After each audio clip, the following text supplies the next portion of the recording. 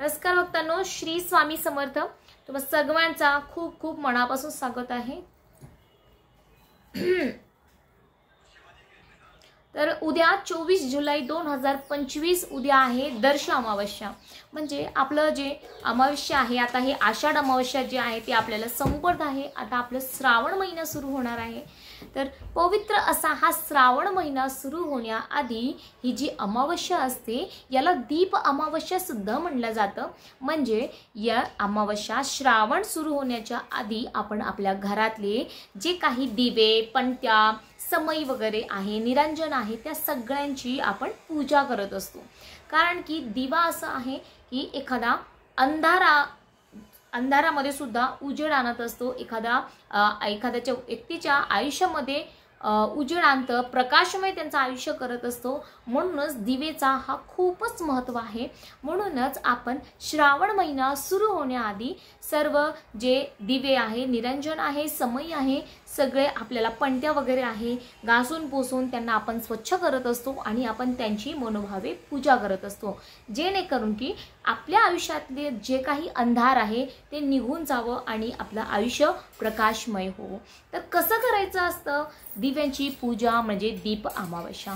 तर सकाळी जेव्हा आपण उठत असतो, आपली नित्यपूजा नित्यसेवा सगळं आवरून आपल्याला आपल्या घरातली समई आहे, पंचारती आहे, पंचारती जसं आपण ओवाळतो आपण, ती पंचारती असो, समई असो, निरंजन असो, दिवे असो, किंवा जे मातीचे पणत्या आहे जे तुमच्याकडे आहे ते असो, कोणत्याही प्रकारचा दिवा असो, सर्व दिवे आपल्याला स्वच्छ घासून पुसून स्वच्छ करून घ्यायचं आहे.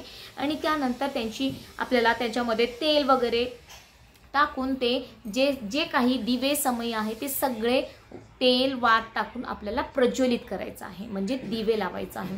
आणि त्यानंतर त्या सर्व जे दिवे आहे त्यांना गंध लावायचा आहे, अक्षता लावायचा आहे. गंध, अक्षता, फूल आहे ते सगळं त्यांना समर्पण करायचं आहे. गंध, फूल, अक्षता, अगरबत्ती सगळ्यांनी आपल्याला त्यांची पूजा करायची आहे. आणि त्यानंतर त्यांच्या अवतीभोवती तुम्हाला रांगोळी काढून घ्यायची आहे. जसं आपण देवांची पूजा करत असतो तसं अग्नी ही खूप पवित्र मानली जाते. हे दिवा हा खूप पवित्र मानला जात आहे.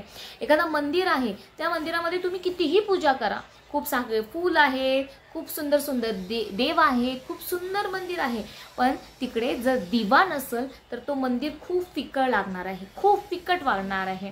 आणि ते इतर गोष्टी नाही आहे, पण जर दिवा असेल तर त्याची रंगत, त्याची शोभा जी आहे ते अधिकच वाढून जात असते. इतका महत्त्व आहे दिवांचा. म्हणूनच आपण या दिवशी श्रावण सुरू होण्याआधी आपण सर्व मिळून दिव्यांची पूजा करत असतो. आणि त्यानंतर तुम्हाला जर नैवेद्य दाखवायचा असेल, तुमच्या घरी जे तुम्ही नैवेद्य आहे ते तुम्ही नैवेद्य दाखवू शकता.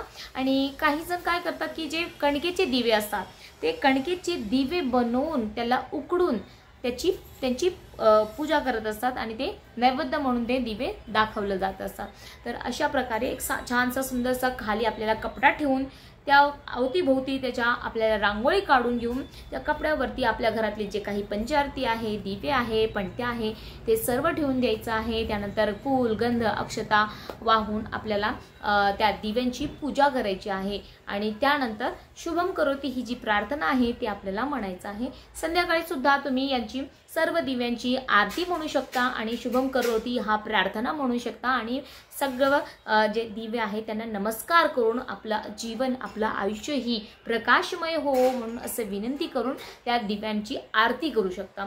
तर अशा प्रकारे एकदम साधी सोपी अशी सेवा तुम्हाला करायचं आहे दीप अमावस्याला. अशा प्रकारे आपल्याला छोटीशी सेवा, छोटीशी सुरुवात आपल्याला करायची आहे. आणि यानंतर श्रावण येणार आहे.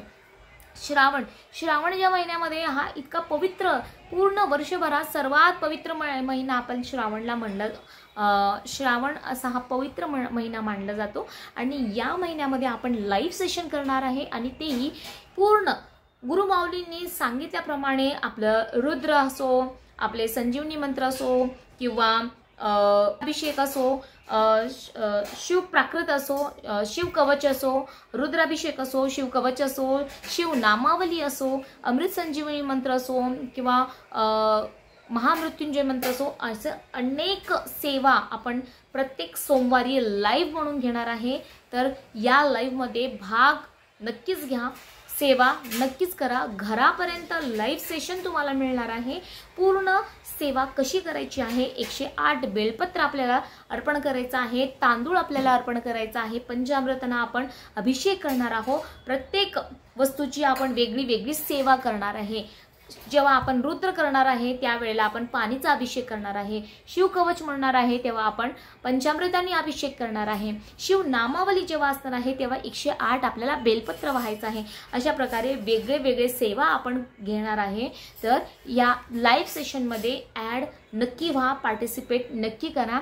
तर चला आजचा व्हिडिओ इकडं संपवणार आहे. थोडी तब्येत खूप बरी वाटत नाही, कारण की लग्न होतं. लग्नामध्ये आम्ही गेलो होतो गावीकडे, 10-15 दिवस तिकडंच लागून गेले. दगदग झाल्यामुळे तब्येत जरा बरी वाटत नाही आहे. त्यामुळे इकडेच आपण व्हिडिओ संपवूया. त्यानंतर श्री स्वामी समर्थ. व्हिडिओ आवडला असेल तर लाईक शेअर सबस्क्राईब नक्की करा. आणि अशा प्रकारे साध्या सोप्या पद्धतीने आपल्याला दीप अमावस्या आपल्या घरच्या घरी साजरा करायची आहे.